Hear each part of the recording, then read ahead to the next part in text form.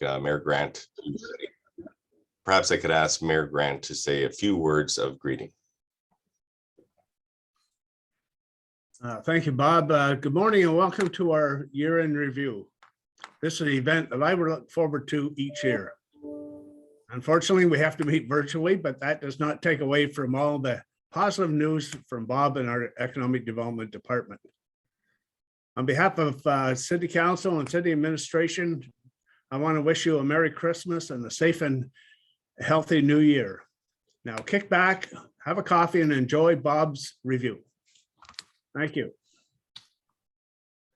Thank you, Your Worship, and of course, all of the other councillors who are joining us and city staff. And now I'd like to pass it on to Jim McDonnell, our MPP, and maybe Jim, I'm not sure if you're in Cornwall or in Queen's Park, but if you could bring greetings on behalf of the province. Well, thank you, Bob,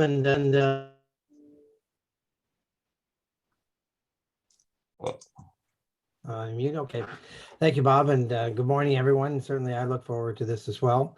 It is a busy time of the year, and I know that we see the accomplishments of what the Cornwall and the area pulled together, especially during the pandemic year when things were certainly not optimal at best. So I look forward to the progress Cornwall's making, and I think that benefits the whole region.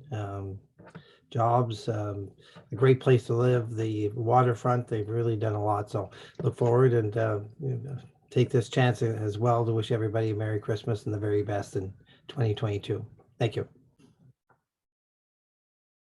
Great. Thank you, Jim. And I believe Eric Duncan is with us as well, our MP. Eric, if you wouldn't mind bringing greetings from Parliament Hill and from the federal government.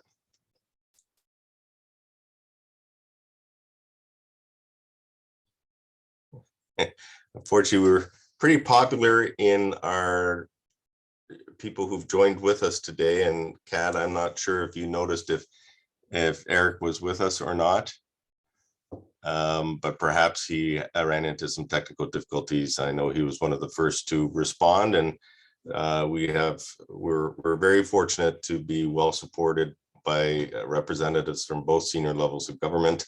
And I want to thank Eric and his team and Jim and his team for everything they've done for this area, not just for the city of Cornwall, but for Eastern Ontario and of course this riding. So without any further ado then, I think we'll get right into it, and I will share my screen again and get right into the presentation.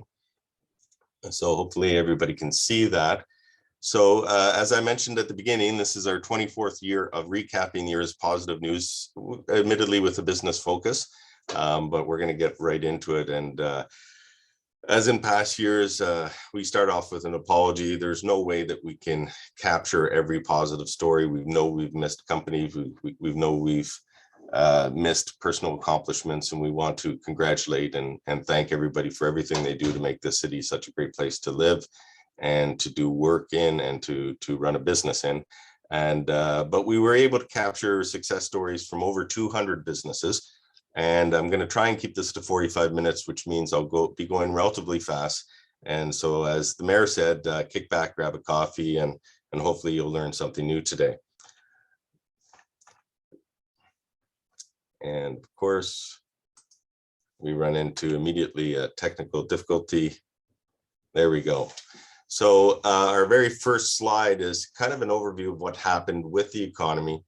Once again, we've seen growth through a number of different sectors in the economy, despite the ongoing negative disruptions from the pandemic and from health and safety measures that were needed to ensure that we kept a good firm hold on health and safety in our region. But it did disrupt and have negative impacts on our business community, particularly in the restaurant and small business sectors, the tourism sector. But we did see a lessening of those impacts in 2021, and some growth in those sectors, as well as in our key sectors, employment sectors of food processing, manufacturing, and logistics. And as our companies grew, workforce and recruiting skilled workers and unskilled workers, quite frankly, to the region to fill those jobs have become a significant issue. And then a companion issue perhaps is the lack or availability of affordable housing as people move into the region. We don't have census numbers yet. We're expecting them in early 2022, but we're hoping and we're expecting that Cornwall's population will have increased. We certainly can see that in the number of new people in town and the people that we've welcomed as neighbors and as colleagues, and so we're happy to welcome new people to this area. Over the year, we've seen an increase in interest from business investors, and I've had the pleasure of working in economic development for a number of years now, and I can't remember another year where we've had more people willing to invest in Cornwall, more companies making serious inquiries, and we anticipate that will continue throughout 2022. A result of that interest has meant that our industrial vacancy rates are at an all-time low, and our land in the business park is also in demand. At the same time, one of our hardest hit sectors, tourism, we saw signs of a recovery, more people visiting, especially in the summer, especially for cycling. And so we see positive signs that that sector will rebound, although it may rebound slowly. And finally, just to throw a quick number at you, we're expecting our building permit values to reach $96 million. And for anybody who had a building project or was looking to build a home or renovate a home, you know how difficult it was to deal with supply chain issues, and to see such a high number for building permit in that period of stress is a positive number. So we're going to kick right into, there we go, the institutional sector, starting with the Eastern Ontario Training Board, which moved into new offices, 5,000 square feet, just west of the corner of Pitt and 2nd. And they were joined, of course, by the Newcomer Employment Welcome Services, as well as the Chamber of Commerce. So Martha Woods and her team do a lot of work in skills development. And that's another major story for 2021. Local agencies work together to deliver several different training courses across all sectors, including DZ driver training, as well as office administration, manufacturing, logistics, environmental service aid, a wide number of training programs. Skills Ontario brought a Discovery Day to engage local youth in exploring careers. And of course, Job Zone to Employ, GAG, St. Lawrence College, the East Ontario Training Board, a number of agencies work together to bring those skills development courses to local residents. And we expect those courses to continue again in the new year, and of course, supported primarily by the province of Ontario. One of the agencies that stepped up their game in training was the Tri-County Literacy Council, who celebrated 35 years of service, 4 new training programs this year, and an innovative Take the Wheel program for truck driver training, I should say. St. Lawrence College, of course, we could put 4 slides together for their accomplishments this year, but to highlight a couple, enrollment at the Cornwall campus extremely strong with over 1,100 full-time students. They introduced new micro-credential courses in a variety of other initiatives at the college, and those micro-credentials offer an ability for people who are working to move towards a diploma and really bolster their resume with additional skills. So phenomenal new effort by St. Lawrence College. And of course, if you've driven by the campus, you'll notice that they've made improvements and are ongoing improvements to their facility along the St. Lawrence River. Right beside the college is the River Institute. And again, we could put together a couple slides on just everything they've done this year, but highlighted by the fact of welcoming a new scientist pictured here, and staff, but launching the Great River Rapport website, working with the community and Akwesasne in exploring the heritage and cultural impact of the river on our communities. And most recently launching the Future Climate Leaders program with Lee Theodore to really engage local youth and identify the environment and ways forward to help us live better and make less of an environmental footprint as we move forward. Community Futures rebranded in 2021, taking on the name ACC Futures.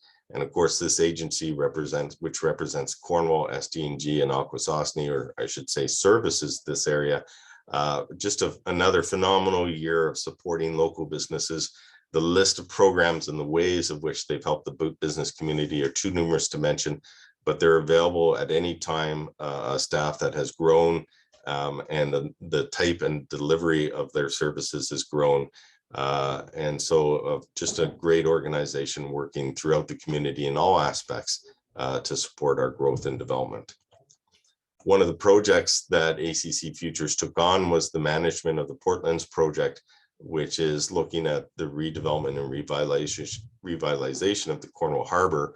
And one of the major accomplishments this year was the demolition of the old warehouse that would happen to be at the harbor, and a replacement of that structure with a beautiful grassy area, which really transforms how the city interacts with the river in that one particular spot. I know it was very, very well welcomed by people who use the recreational path and use the waterfront. And we're excited to see where that project is going to take us in the next couple of years. Just upriver a little bit, the Seaway International Bridge Corporation spent $4 million to rehabilitate the South Channel Bridge, which links, of course, Akwesasne, the Cornwall Island, to the mainland on New York State. And so that's an improvement to a very important transportation corridor in Cornwall. The Early On Center relocated to expanded accessible premises, all on one level with lots of available free parking on Brookdale Avenue. And so congratulations to that group. ACFO SDG, again, championed Francophone issues within the community. This is a photo from a immigration forum. And of course, immigration is key to Cornwall's growth as we move forward. Francophone immigrants were extremely well positioned to welcome them because of the bilingual nature and the Francophone heritage of our community. And I can tell you that this group, again, works throughout the community in so many different ways, but is really shines when they're welcoming newcomers and helping them integrate into Cornwall. They also launched a Bonjour Welcome program where local businesses could celebrate the fact that they are able to provide services in both languages. And it's just a highlight of the welcoming nature of Cornwall. There were a number of charity events despite the impacts of the pandemic. And every year we like to highlight just one as a kind of a showcase for the wide variety that happens, whether it's United Way events or hospital foundation events. But the Ghost Walk for Charity event raised over $30,000. And it's important to pause and remember just how important these charitable organizations are and service clubs in the community, the good work they do, and how much our residents rely on those efforts. So if you have an ability to support a local charity or service club, please do so, and keep it in mind that with the pandemic, some of these events are a little bit more muted or may not occur as often, but they're still vital to the kind of fabric of our community. One of those events was the emergency response effort undertaken in partnership with United Way and the Social Development Council, where they delivered food hampers to local families in need.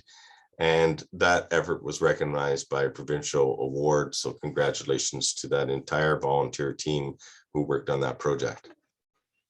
The Chamber of Commerce was, again, extremely active in moving to the forefront to help the business community manage the impacts of the pandemic, and secured a number of funding programs to support not only the tourism sector, but a Shop Local campaign, which you likely have received communication in your mailbox recently.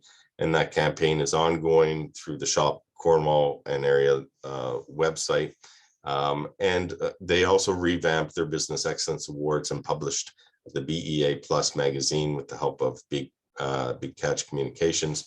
And so congratulations to Greg and Shannon and the team at the Chamber, the Board of Directors, for the efforts that they continue to do throughout the year on behalf of the business community.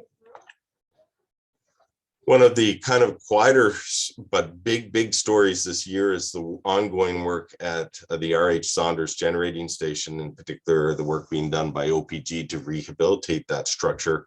I could have used 10 slides to list the amount of projects that are underway in that facility, but that work will continue in 2022 and for the next decade. And in fact, it actually represents investments in the tens of millions of dollars. So congratulations again to the staff at the local OPG generating station and the work that's been done to ensure that that dam continues to supply approximately 5% of Ontario's energy output. The Cornwall Community Hospital, once again, working to keep our community healthy and safe, launched the MyChart patient portal that really helps connect information, health information between patients and physicians and the hospital staff. It's one of a handful of hospitals in Canada to offer radioactive seed localization. That's a treatment to treat breast cancer. It became a district stroke center in 2021. And of course, it really improved access to its mental health and addiction services in a wide variety of ongoing capital improvements on the hospital campus as well. Moving on to the school boards, a number of school boards were active in renovating or expanding or just improving their capital or their facilities in Cornwall, including the SURF facility, a daycare facility on Holy Cross, which is adjacent to the Marie Tanguay School, a $300,000 investment in that particular property. In La Citadelle, there was over a $500,000 investment in improvements there, work undertaken by Grant Mario. Many of these projects undertaken by local contractors.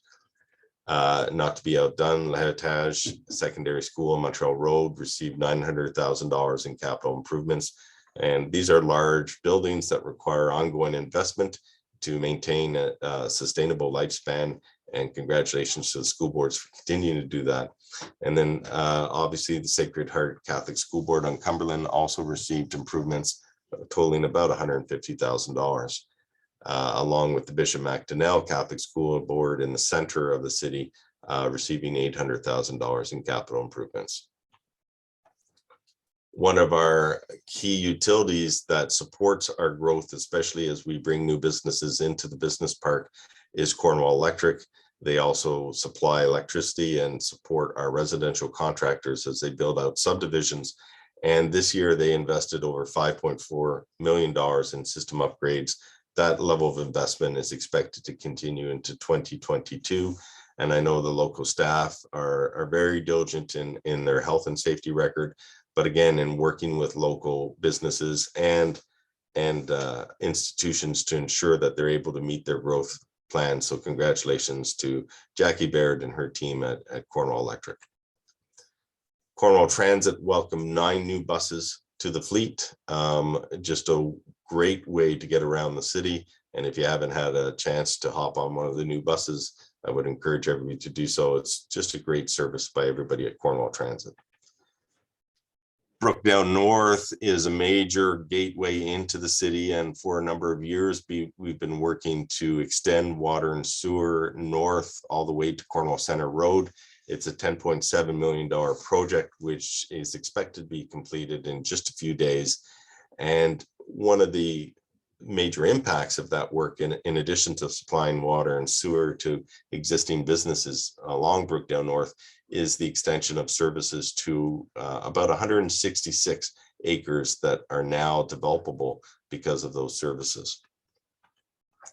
And the Municipal Works Department, as always under Bill DeWitt and Michael Fothrop, continue to do a lot of really good work. One notable project is the extension of Niconep Drive, which you can see here moving from the bottom of your screen to the north, connects Marlowe Avenue to the business park. And that road is expected to extend it in a couple of years all the way north to the intersection of Tollgate and McConnell.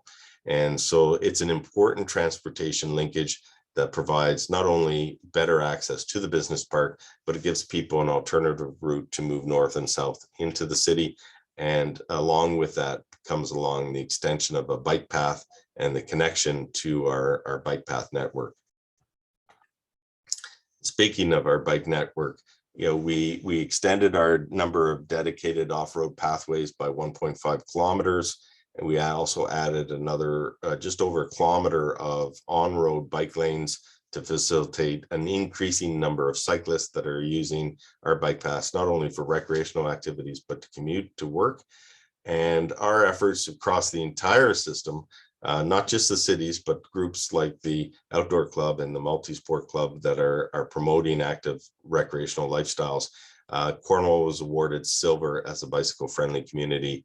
And a shout out to the East Ontario Health Unit, which also plays an active role in encouraging our residents and visitors to get out onto our bike paths, whether it's walking or cycling, and enjoy the city in a positive, healthy way.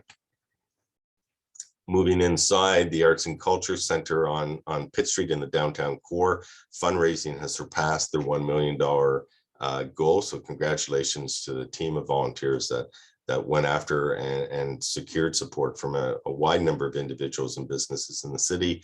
And architectural designs have been completed. And this is an image which will be typical of the Arts Center. It's a black box theater, which is very versatile. Those seats can be arranged in a number of configurations or removed, and will provide a unique space for arts and culture in the city, in addition to a number of other elements. So expect to hear more as that project progresses. Here where I am right now, the Civic Complex, there's the city's invested $1.6 million in capital improvements. That includes arena seats, AV and electrical work, arena compressor, HVAC. And if there's one theme in capital improvements this year, it's the amount of work and improvements that's gone into HVAC systems across the city in a wide number of buildings. And it's really nice to see that investment going into keeping our city clean and safe. One of those, perhaps one of the bigger one, was $1 million investment in a new HVAC system for the Justice Building on Pitt Street. And looking outdoors, continuing ongoing investment in our parks and outdoor recreation facilities, including a project that is just underway, but will help transform our waterfront with new lighting in Lamoureux Park, and of course improvements at Gainville Park for our walking and snowshoe trails, and improvements at a wide number of city outdoor facilities. Our planning department has also been active in working with the business community on new comprehensive zoning bylaw, which will go to council early in the new year. But pictured here is Mary Joy Smith and Alex Gatche and Lindsay Hamilton. I got that wrong, sorry, Lindsay, but this team has been worked really hard on our comprehensive zoning bylaw, which helps prepare the city to accept new development and growth for the future. And so congratulations to that team, a number of other city staff that work with them, but most importantly, the business owners and property owners in the city who've provided input into that new zoning bylaw. Altsville Theatre is also received approximately $48,000 in grant dollars from the Trillium Foundation, which will improve volunteer and audience services. And we really look forward to that facility as we move forward out of some of our health and safety restrictions, and welcome more arts and culture events to the city. And then finally, on the institutional side, a shout out to our former mayor, Bernadette Clement, who received a call to represent us in the Senate. And we wish her congratulations and all possible success in the future. We know it's fantastic to have a Cornwall voice on Parliament Hill in the Senate. And so I can't think of anybody who is more pleased than all of the city staff to see Senator Clement in action. So moving quickly into the residential sector and some of the activity that we've seen. Earlier in the year, Maclean's magazine named Cornwall one of the best cities to live. That was followed out throughout the year by a number of other publications and websites acknowledging the affordability of our housing, although housing prices did significantly increase in 2021, there was still recognition that Cornwall offered an enviable combination of reasonable house prices, but also fantastic amenities, but whether it's schools or recreation facilities, access to jobs and access to work. So it's nice to see that recognition of everybody who lives here already knows that this is a great place to live. Part of that is because of the work of groups like Habitat for Humanity, who is currently constructing a 4-bedroom house on Montreal Road. It's nice to see that organization receiving the support from volunteers and donors to do the good work that they do in Cornwall and the counties. Falcon Homes is a developer that's really increased its efforts to build new homes in Cornwall to meet ongoing demand for affordable housing. And they're currently building in the new Saunders subdivision in the west end of the city, as well as Belfort and Eastridge subdivisions. And they expect to complete 43 new residential dwellings in 2021. Menard Robertson is another company that's very active in building homes in the area. They established new offices on 9th Street and doubled their staff complement, currently building homes in Riverdale and Eastridge. So congratulations to the team at Menard Robertson. And of course, Grant Merrill, active not only in the residential sector, but in institutional, commercial, and industrial. And that team just recently completed phase 1 of a new Easton Place subdivision in the east end of the city, offering 24 lots, which are now available for development. So congratulations again to the team at Grant Merrill. JF Markle, one of our more well-established builders, the second generation taking over, but very active, completed 23 houses in 2021, currently building more homes in not only the Northwoods 4 subdivision, which I believe is now taken up, and the East Ridge subdivision in the east end of the city. The Renaissance Group is a group of local homeowners and business owners and community groups that have banded together to support redevelopment and revitalization of the Le Village area. And this is one project completed by Grant Merrill, which adds 6 new apartments overlooking the St. Lawrence River. Phenomenal development that very complementary to the neighboring development and may perhaps a sign of things to come as Le Village gets revitalized. Just down or upriver from that development is the cotton mills, and we're continued on the phase 2 development by RMP Developments, Bob Pelda's group, and the bell tower is nearing completion, which will offer 52 residential units overlooking the St. Lawrence River and a $12 million construction value. On the west end of the city, TriStar Construction completed their Sunset Court Apartments development on 2nd Street West. That added 44 units to local residents. I know residents have already started to move into that building, and TriStar and JC Goddard and his team will move their focus to the corner of Pitt and 2nd, and Prime Scare is expected to commence and break ground early in the new year.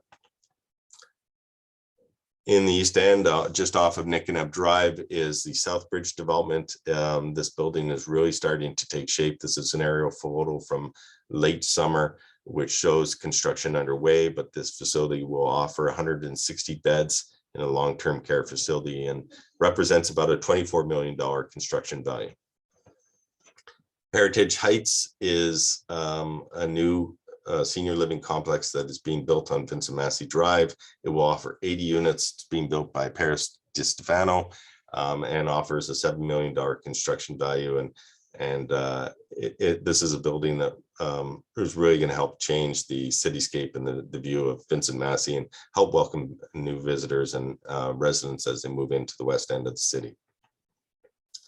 And then not to be outdone, the city of Cornwall is moving forward on an $18.8 million project to deliver 77 affordable residential units at the corner of 9th and McConnell. And this project, which was announced as 2 separate buildings, is now grown and merged into one building that will really help provide some affordable housing options for local residents. So congratulations to that. And I just want to have a shout out to Dana McLean, who helped me compile this section of the report. And Dana works with our community improvement programs and So a lot of the data that she was able to get from planning and our building permits department really helps solidify this part of the report. And then to recap, I know this was a poll at the beginning, and for those of you who may have guessed, over 250 units, but that's how many new houses that were constructed in Cornwall this year. It represents an increase of 78% from the previous year. And housing was an issue that council identified as a priority, and the building community responded and met demand, and is expected to keep at that pace of construction and development well into 2022 and beyond.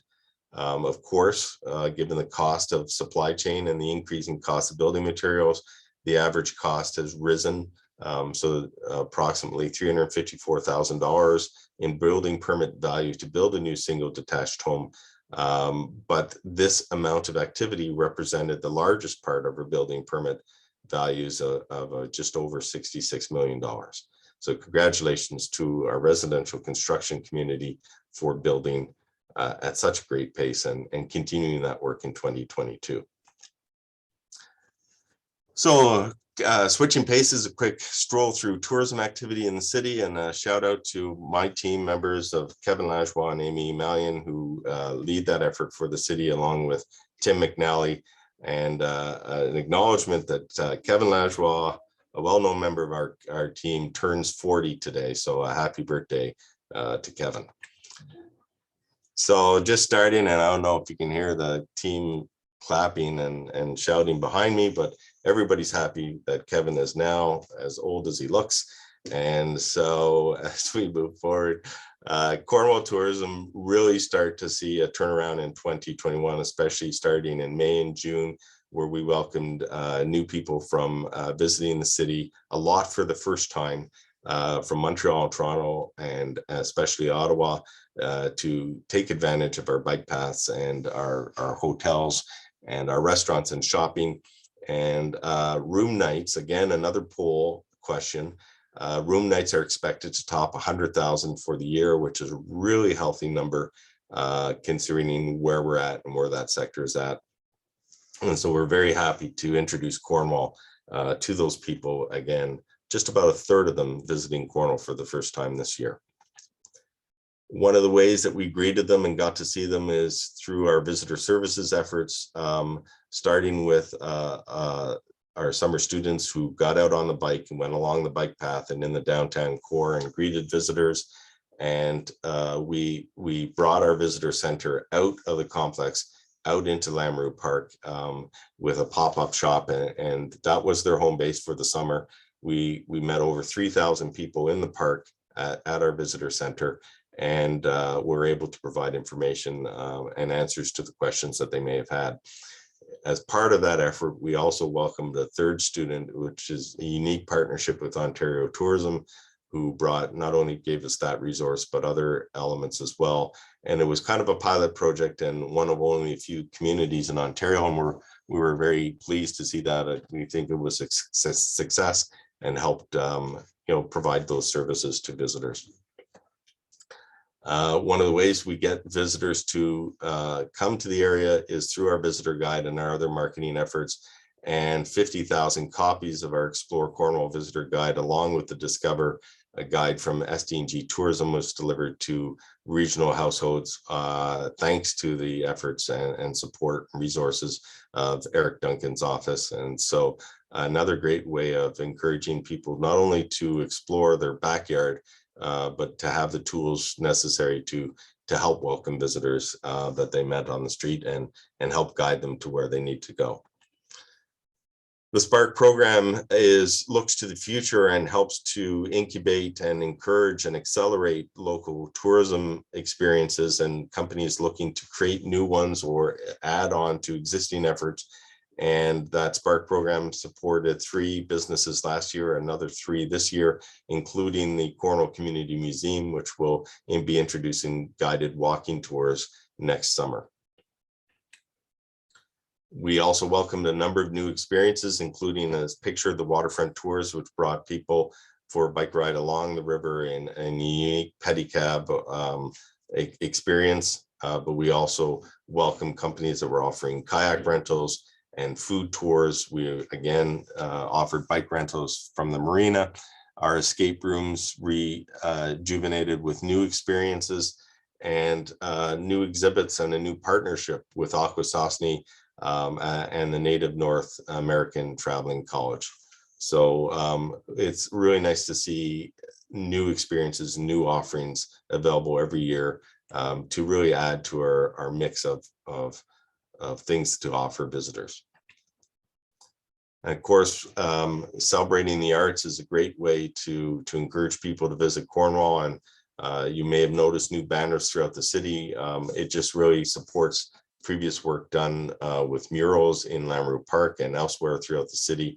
Again, the art walk and apples and art events brought in thousands of people to the city.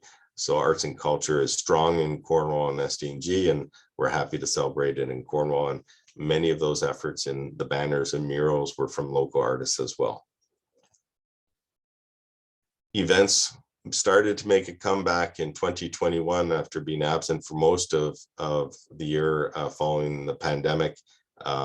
This is a scene of a very windy and rainy night, but the show always must go on. And the Craft Shack and Ian Bentley brought a new experience to Point Milling along the waterfront, capped off by this night where the Wilderness and the local group, the Chesterfields, played as well as other artists. And it was really nice to see live music back in Cornwall and an ability for people to gather in a healthy and safe way outside and get together and get reacquainted with their neighbors.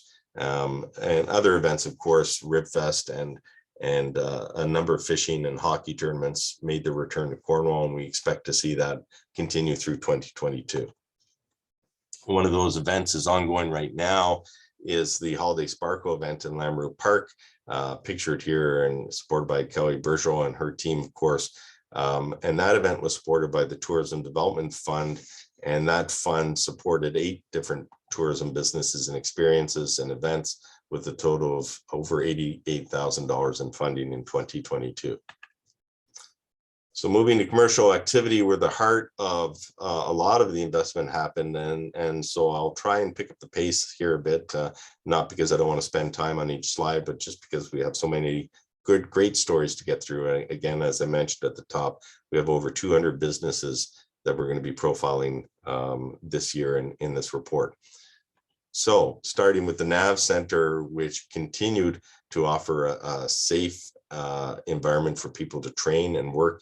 And although they weren't open to the public, they did welcome a number of groups from provincial and federal and military organizations to train at the NAV Center. And it's such a great facility in our community. We're very fortunate to have it there. And it's really nice to see that activity return to the NAV Center. Perch magazine, produced by Big Catch, had its 6th edition released this year.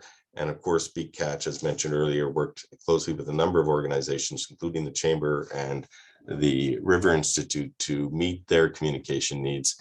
But if you haven't seen a copy of Perch magazine, we have them here at the complex, and you're happy and welcome to pick one up. The Cornwall Standard Freeholder welcomed or celebrated their 175th anniversary in 2021. And that, I think, pretty much officially puts them as the longest continuing business in Cornwall. We can't think of any that are longer, and congratulations to Hugo Rodriguez and his team at the Freeholder for the great work that they continue to do to bring news to local residents and support local businesses with providing advertising opportunities. Seaway News returned Cornwall Living back to our shelves, and it's a phenomenal magazine and effort once again by the team led by Rick Shaver, and that particular magazine designed by Colleen Perrette. But they also brought Christmas at Home, which is on the stands right now. And the magazine Cornwall Living featured the Lee sisters, a trio of ladies who are really turning heads and acting as an inspiration for younger people and in following their dreams, whether it's business or arts and culture or whatever it might be. Just a great story. And if you haven't picked up a copy of the magazine, do so as well. Rothmeier Holdings is a developer in town that's helping to transform local downtown buildings. Work is underway on 10 properties. We see one here in front of us, the former Bicycle World, which will soon be home to 3 different businesses, including an expanded Happy Popcorn. But that business, which works a lot behind the scenes with a hammer and a paintbrush in their hands, really are revitalizing their downtown core, also adding new residential units to the heart of our city. Cornwall Square was purchased by a local developer and real estate company, Weeding Baskets Group, and already we can see a transformation and a new life being breathed into the mall. And so congratulations to the team at WBG, who manages a number of commercial properties in town. And again, it's reinvesting in those facilities to ensure that they're sustainable, active, positive buildings within our city. One of the success stories this year after WBG took over is the Marion Bright Holiday Market that brought in over 100 local artisans that took over Cornwall Square for a weekend. Thousands and thousands of people came out to visit that over a 2-day period of time. And in many cases, for many of the vendors, it was the most successful holiday market yet. And so congratulations to the Debbie Burns pictured here and the entire volunteer team that brought that event together. And of course, many of the proceeds from that event went to support local charity groups. So congratulations to Debbie and the entire volunteer team that brought that holiday market to Cornwall. The Hampton Inn is a new hotel that's going to offer 80 rooms on Vincent Massey. And as you can see, it's getting very close to completion. It represents a $7 million construction value. Up on Brookdale Avenue, the former Shell station is now Centex. So we welcome Centex into Eastern Ontario. It's a Western-based oil and petroleum company, and just a nice new facility to service motorists on Brookdale. And one of our big success stories is the introduction or the addition of retail cannabis stores in our community, led by Pot of Gold in the downtown core, run by local business people. And one of many, Shiny Bud, opened their 2nd and 3rd location in the city, followed by High Ties in Le Village on Montreal Road. And then What's Your Groove, or the Groove Cannabis, is owned again by local businessmen in the East Court Mall. And Canna Cabana, which is the largest Canadian retailer of retail cannabis, also saw fit to invest in Cornwall with their store on Brookdale Avenue. And as the old adage goes, you may have the munchies and therefore looking for some food opportunities. And the other success story theme this year is the proliferation and expansion of eating establishments in Cornwall, led by an expansion of Spicy Pearl, which moved around the corner to larger premises on Pitt Street, and a great place to have some amazing ethnic food downtown at the Spicy Pearl. Wow India is a new Indian restaurant on Vincent Massey in Brookdale, and led by an internationally recognized chef. Joey Seafood, which was in that space, moved to larger premises on 2nd Street, offering some great fish and chips available, especially to residents in Riverdale and the West End. And Flavor Kingdom is a new Punjabi restaurant on Montreal Road in Le Village, offering some very savory tastes from the East. And if you're looking for some Greek dessert, delicious Greek desserts, look no further to Mr. Puff's, which is located in a new store in the Smart Centers Plaza at 9th and Brookdale, or 9th and Cumberland, I should say. And Osmos is bringing an Egyptian flair to Lebanese food through their quick service restaurant in the Ivorville Plaza across the street from East Court. And they're right beside Popeyes, which is a Louisiana style kitchen offering some very tasty shrimp and chicken dishes inspired by Louisiana style cuisine. If you trend more towards traditional Cornwall pizza, look no further to a new restaurant than Luigi's Pizzeria, which adds another family-run pizzeria to the Le Village area on Montreal Road.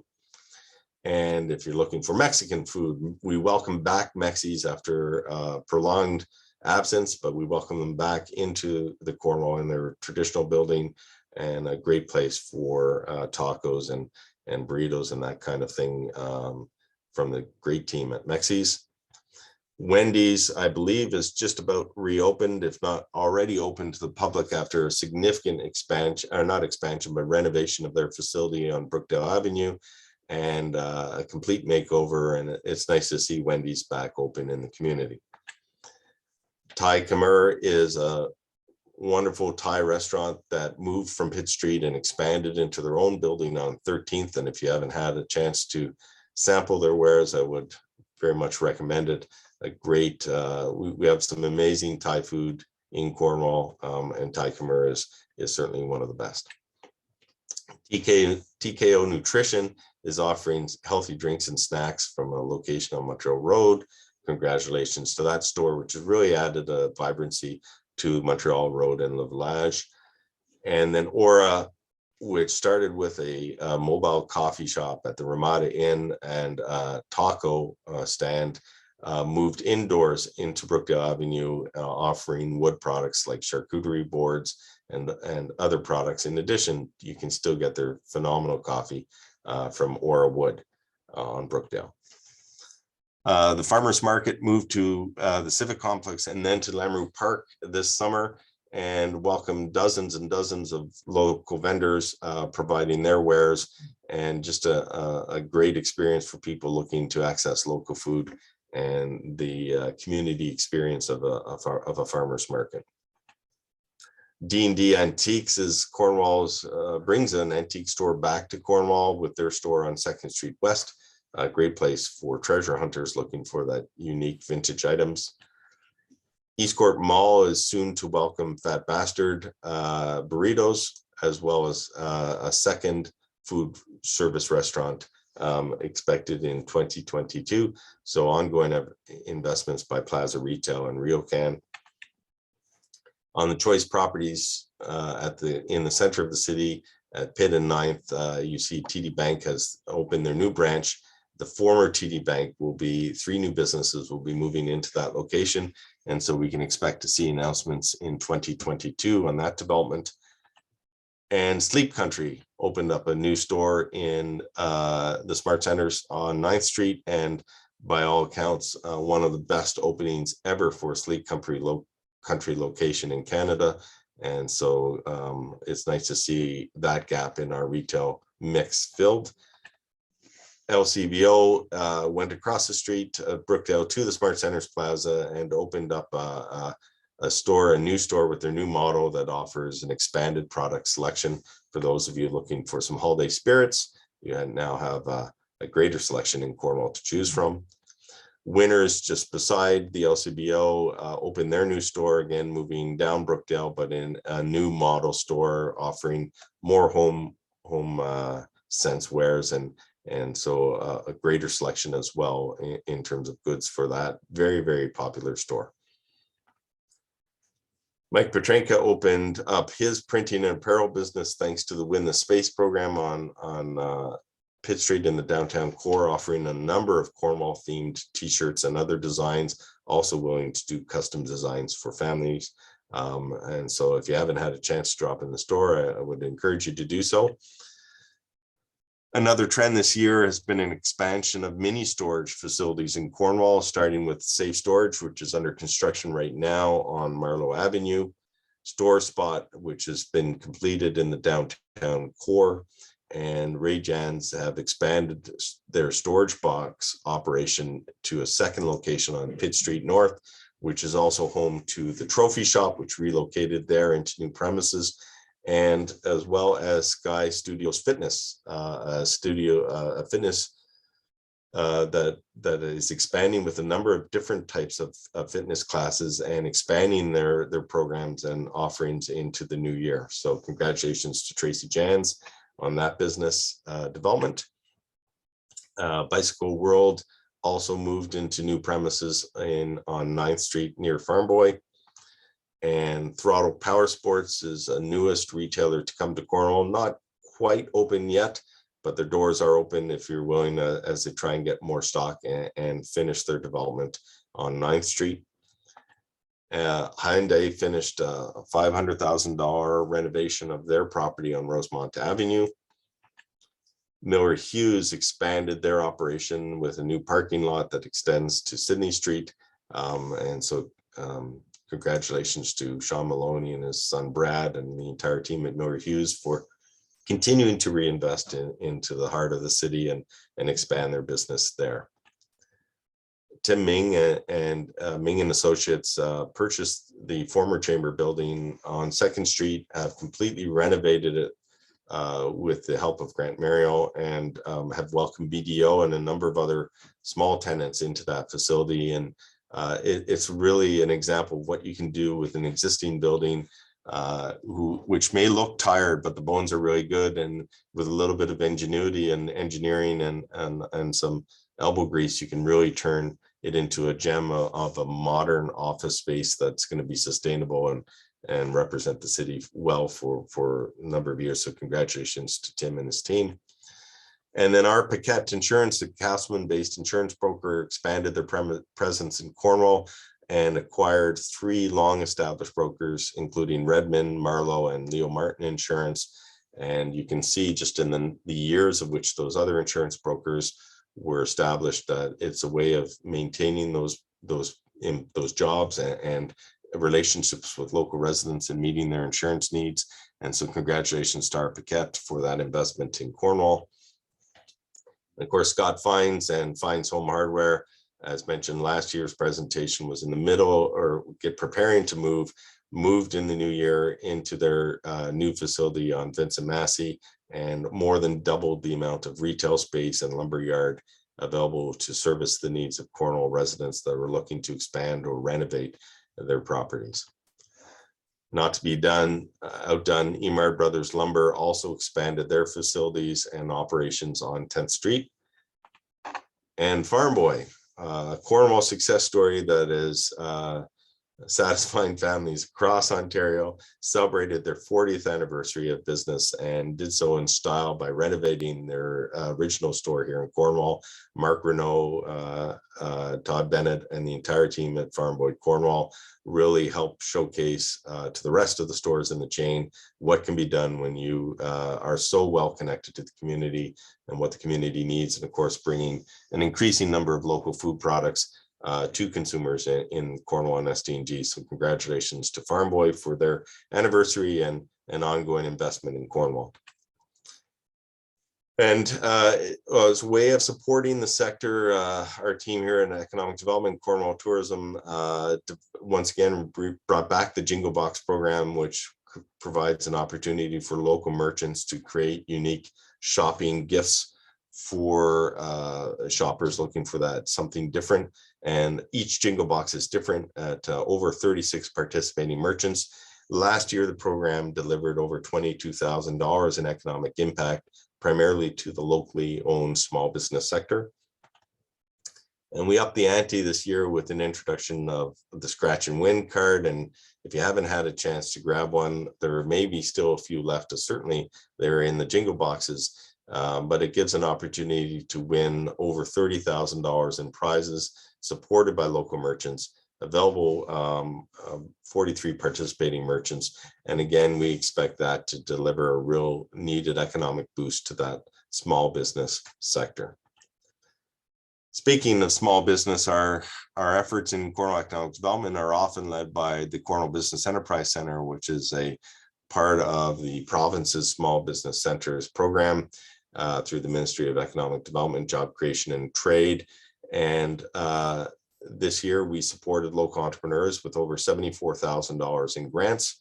And again, excellent take up on our Summer Company and Starter Company programs, delivered over 30 webinars, and supported local entrepreneurs with over 250 consultations. And many of those businesses, and I won't name them all, but many of those businesses were not just in Cornwall, of course, but in SDNG and Akwesasne. And it's really nice to see that entrepreneurship and small business growth and support continues despite the pandemic. This one particular young lady was in our summer company program and was one of the most successful summer company entrepreneurs throughout the province of Ontario. Hop Bomb Apparel is a local gentleman who's really supporting the beer industry and launched a new line of apparel. Great stocking gift items. Dante Bean and Healthy You is an example of a young entrepreneur developing an online business and then moving it into in-person training and supporting healthy and sporting lifestyles. And Jamie Carr, of course, opened up his voiceovers and podcast studio along with support with Nicholas Sege and his creative studios, and a wide number of businesses, too many to mention, but I encourage you to check them all out online and through the Business Enterprise Center website.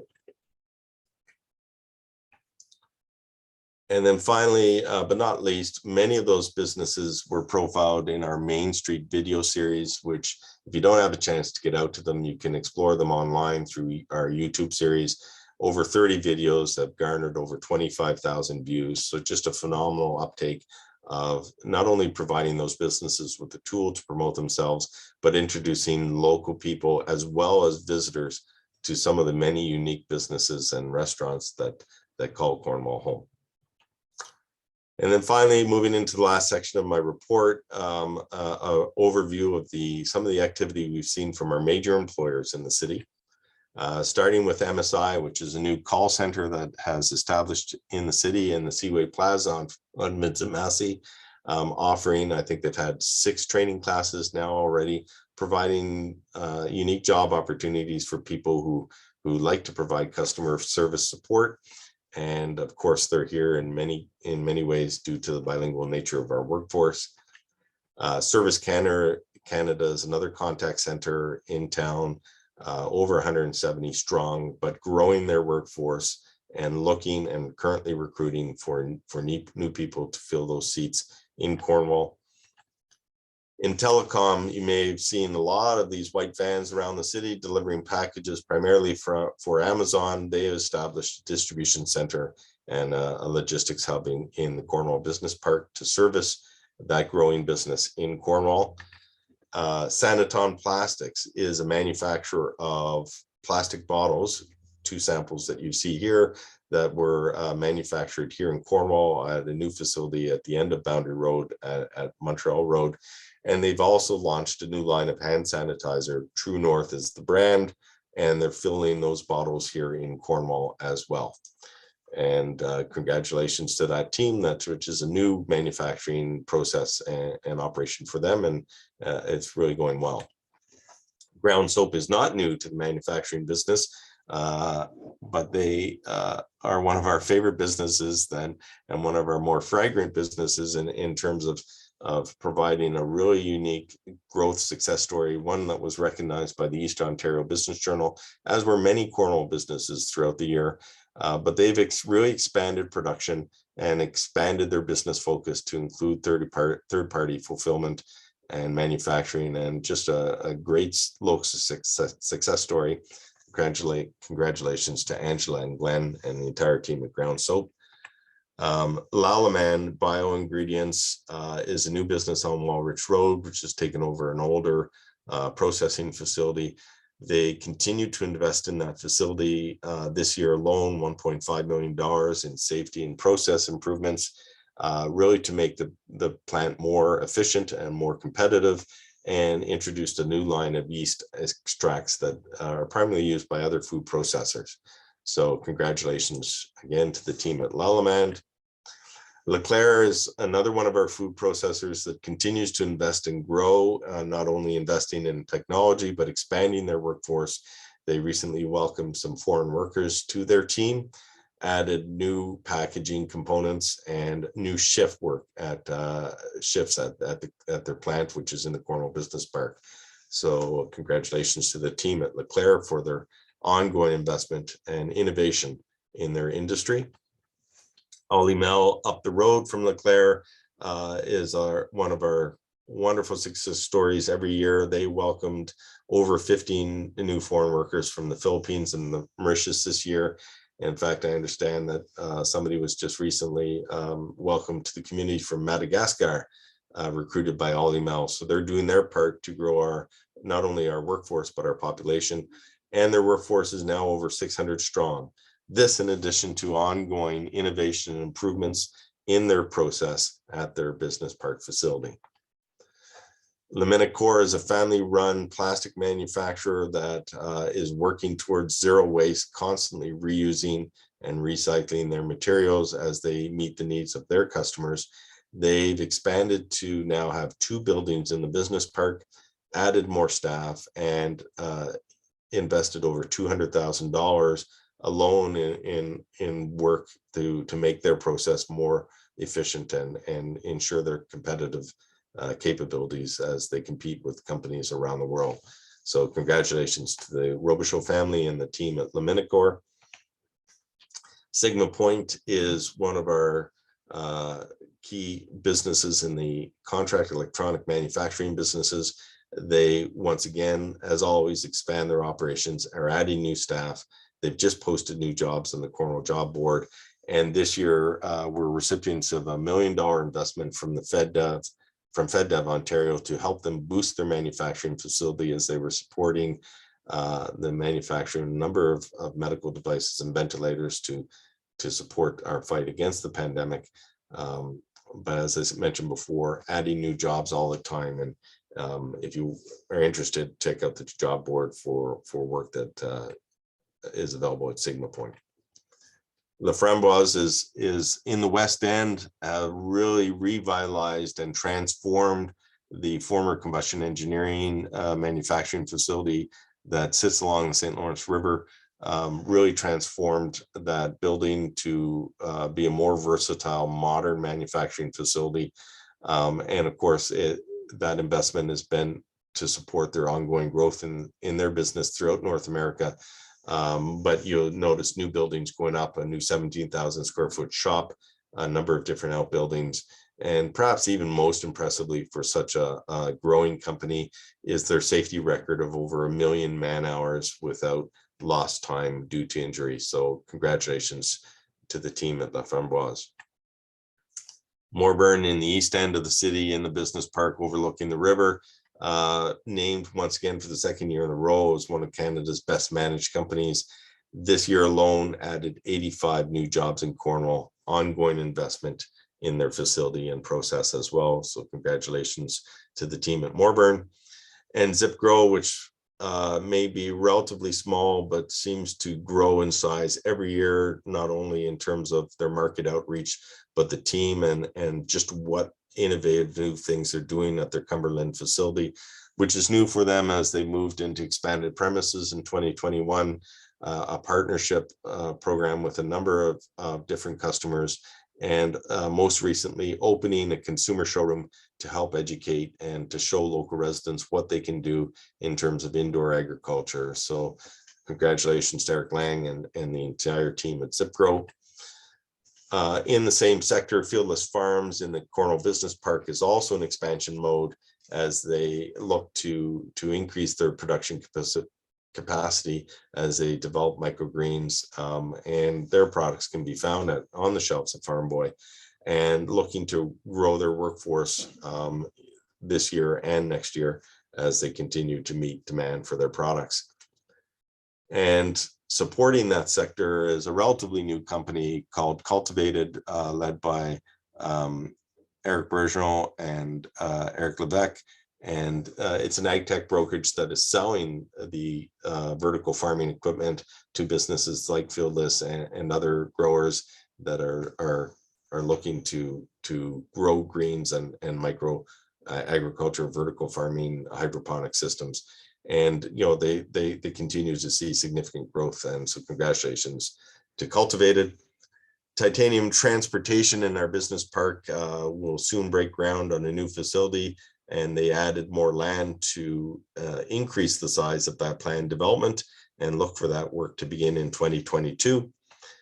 Seaway Express, locally owned and operated by Bob Goche and now led by Melanie Hamel. And that team added not only new jobs, but invested over $1 million in their processes. So congratulations to the team at Seaway Express.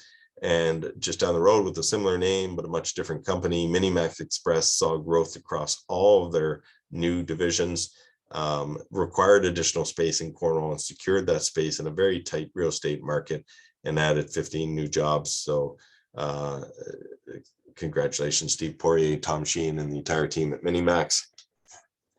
CMP is a new company to Cornwall that just recently added 40,000 square feet of assembly operation space to an existing 90,000 square feet that they had for distribution operations. And this is a large company that's based in Chateauguay, Quebec, and as well as New York and now Ontario, and servicing the logistics sector, but a really innovative company, and they're recruiting right now as well. Ridgewood is one of our long-standing and one of our largest manufacturers. They've made a significant investment in new machinery, introducing new products at the Cornwall facility. And despite a challenging year of dealing with supply chain issues and obviously other issues related to the pandemic, really have seen the future and are investing in Cornwall for the long term to modernize the plant. And as I mentioned before, bring in new products and new lines to really secure that ongoing operation for many years. And again, ongoing recruitment efforts at Ridgewood. The Loblaw facility is now complete. You can't miss it if you're in the business park. It's a landmark facility immediately upon construction. A modern state-of-the-art distribution center using the latest in technology and automation to deliver much needed products, not only for Loblaw, but for Shoppers Drug Mart to families across Eastern Ontario and Eastern Canada. So great work by Loblaw on that development.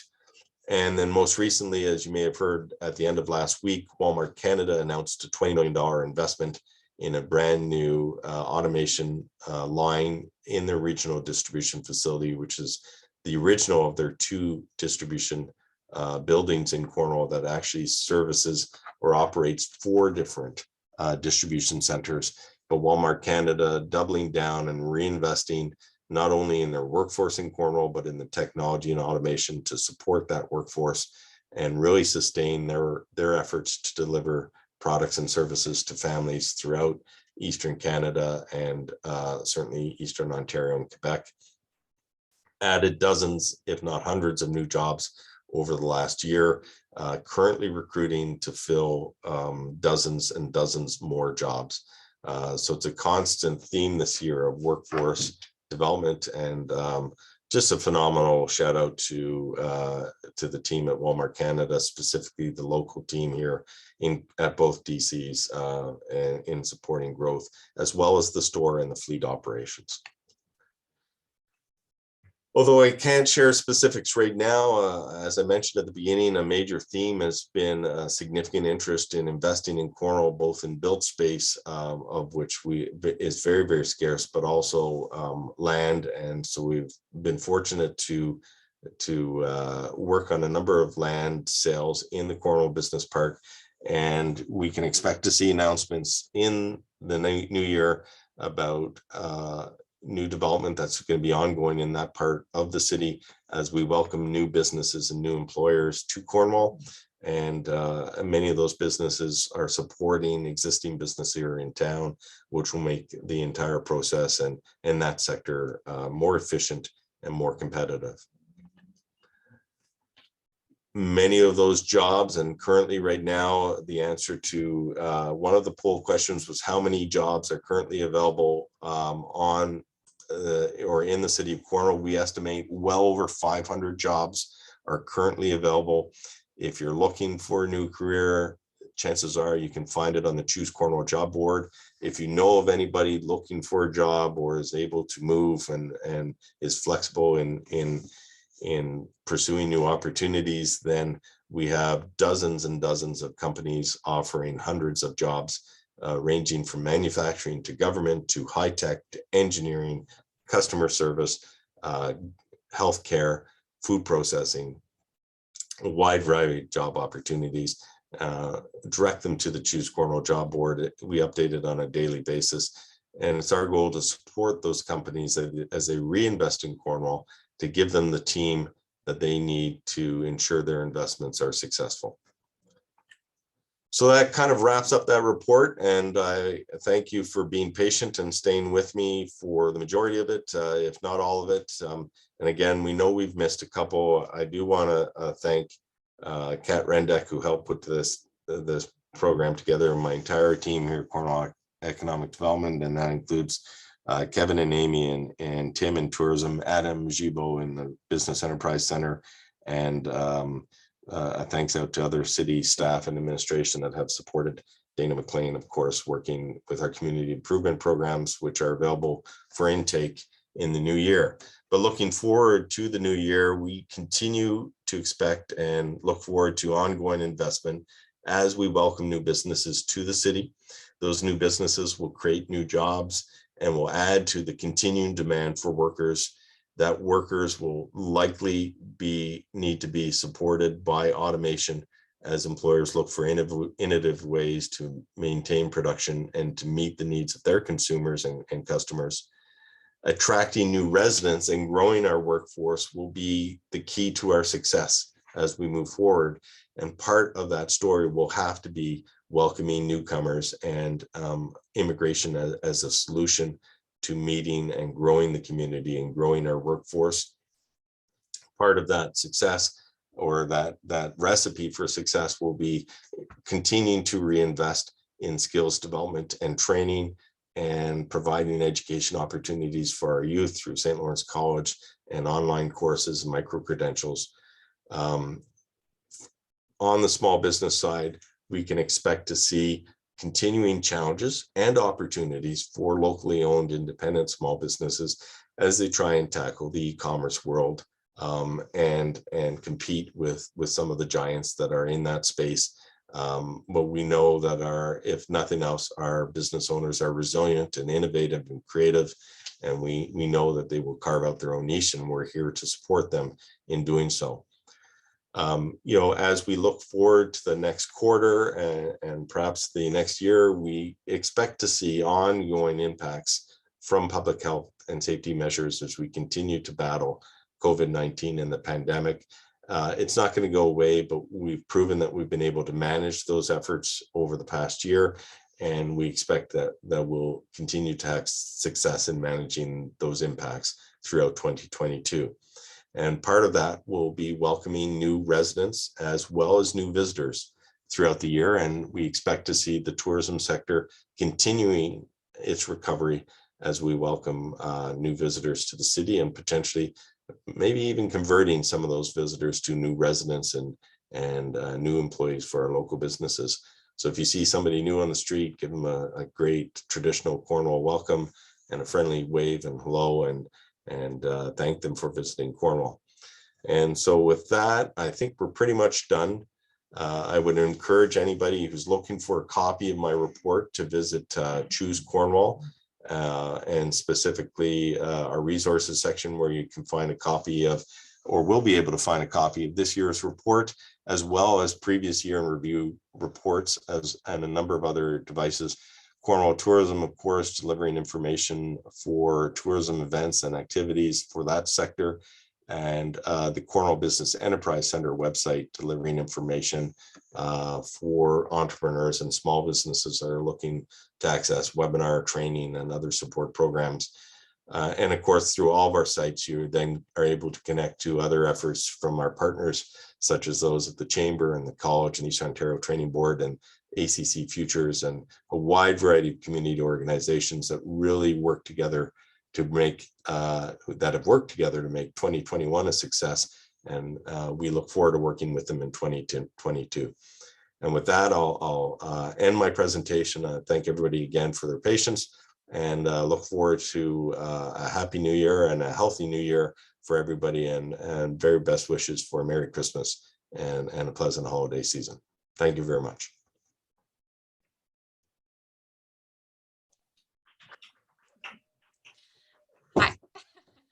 I can hear our team clapping behind us. So I just want to take a second, if I may, to welcome people to throw some questions in the chat if they want. We're going to try to get to those as people are leaving the meeting.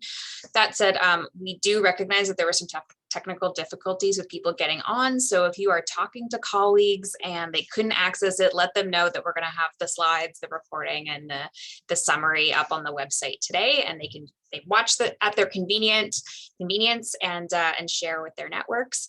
It'll also be on Your TV Cornwall later this week, and we'll share those times as well. So I don't see any questions coming in. Ooh. How long do you want to wait, Bob, on questions? I think we've kept everybody long enough, but if Okay. there are no questions, what I would simply say, we're always available by email or through our social media channels. If you do have any questions, we're happy to answer them. As Kat mentioned, the report will be available later today for people to download and share. I would encourage everybody, if they missed this report, to visit Your TV. They'll be broadcasting a number of times over the holidays in the near future. And again, look for news always to our local media partners, the Freeholder, the Seaway News, local radio, as well as the Seeker and other organizations that are delivering news from local businesses to our residents. There's always good news to be found. It's just around the corner. With that, seems With like that. yeah, everyone's just wishing you a Merry Christmas, Bob. Well, Nice. no, there's a lot of Merry Christmas, everyone. So it's not just you. Sorry. Yeah. Great. Stay safe. Happy holidays. Congratulations are shared. So, thank you everyone for throwing that into the chat. It's nice to see you here. Great. Thank you very much, everybody.